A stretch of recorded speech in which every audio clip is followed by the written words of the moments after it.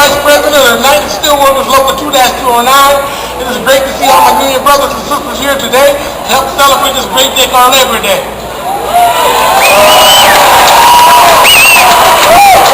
I'd like to thank my introduce you to our President of the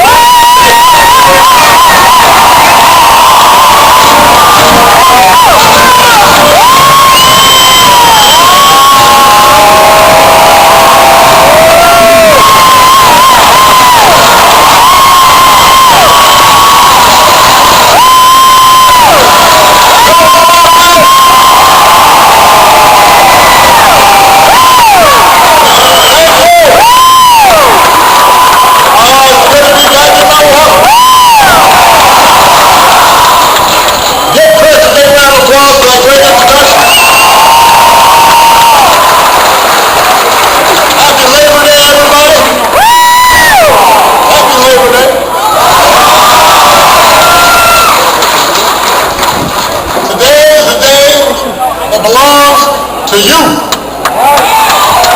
the working men and women who make America the greatest country on earth. So thank you. To the working folks who are here today and the unions who've always had your back.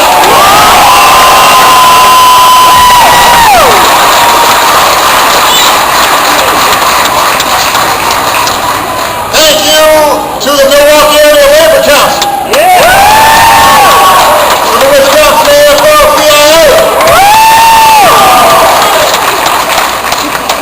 It's good to be back at Labor Fest. I hope you don't mind. I brought a friend with me. Somebody who's fighting for American workers every day. America's Secretary of Labor, Tom Perez, is in the house.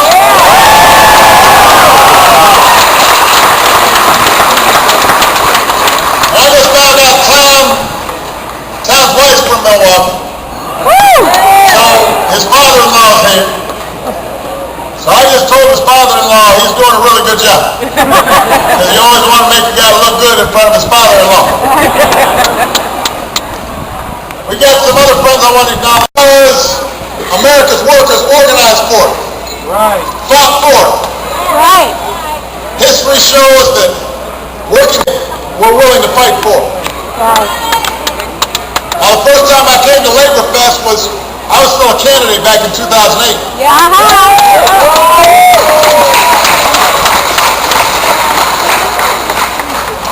And during that campaign, I promised, if you send me to the White House, I'd stand with you in that fight. Now, 2 weeks later, our financial system collapsed. A recession almost became a depression. And in the years since, our country has faced a choice. There are some folks who want to place an even bigger bet on top-down economics. Right. The kind of economics that helped cause the crisis in the first place. More tax cuts for those at the top, fewer rules for big banks and corporations. This blind faith that maybe prosperity would finally trickle down on the rest of us if folks up at the top just kept on doing better and better. But, you know what, Milwaukee, I didn't run for president to double down on top-down economics. I ran for president because I believed in bottom-up economics. I believed in real economics. I placed the bet on you. I placed the bet on American workers. When folks who are willing to work hard can get into the middle class and stay in the middle class. I've come back to Labor Fest to say that because of your hard work, because of what we've been through together, that bet is starting to pay off. America is stronger because of the decisions we made to rescue our economy and rebuild it on a new foundation, asking the simple question, is this good for ordinary Americans? Is this good for working people? Not just a few, but for everybody. Right. And over the past 53 months, our businesses have created nearly 10 million new jobs.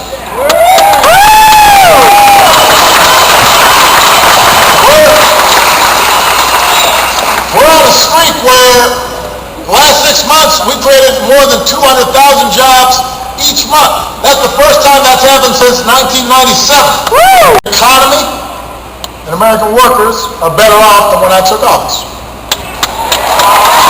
We're better off by almost every measure. But look, none of this progress has come easy. Every inch of it we have had to fight for. Every inch of it we've had to work against a lockstep opposition that is opposed to everything we do. But it was worth it. Every gray hair is worth it.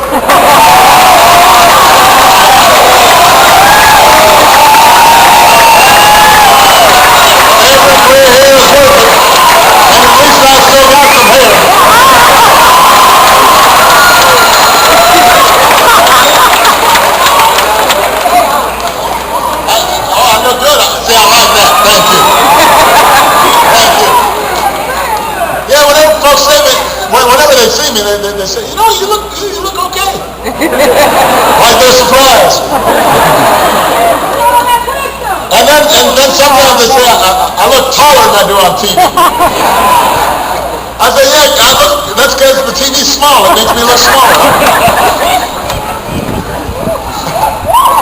Look, it is thanks to the grit, to the resilience of working Americans that this country we love, it's recovered faster, it's come farther than almost any other advanced economy. For the first time in more than a decade, business leaders around the world, when you ask them, where do you want to invest? What's the number one place to invest? They don't say China, they don't say Germany, they say the United States.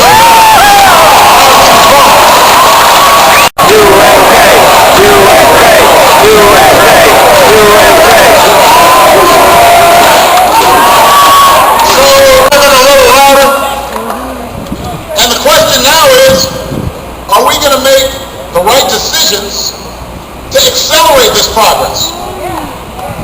Are we going to continue to focus on working families? Are we going to continue to make sure that a growing economy gives everybody rising incomes and wages? Are we going to make sure that we're helping the middle class and everybody who's trying to get into the middle class? You know, it's a good thing that corporate profits are high. I want American businesses to succeed. It's a good thing that the stock market's booming. You know, a lot of folks have 401ks in there. I want them to feel good. But I also want to see the guy who's breaking his back on 2 8-hour shifts, so he's got enough money to send his kids to college. I want to make sure that guy's getting a break. I want to make sure he's getting some help.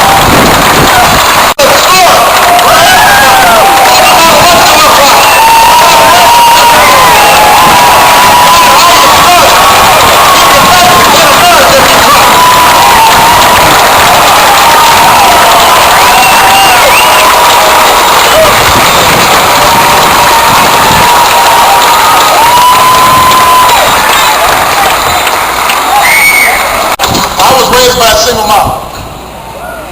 So I know how hard it is for a lot of women out there. And by the way, men, you should want your right to get paid fair. She's bringing that money home. That's not a women's issue, that's your issue. That's money out of your family's pocket.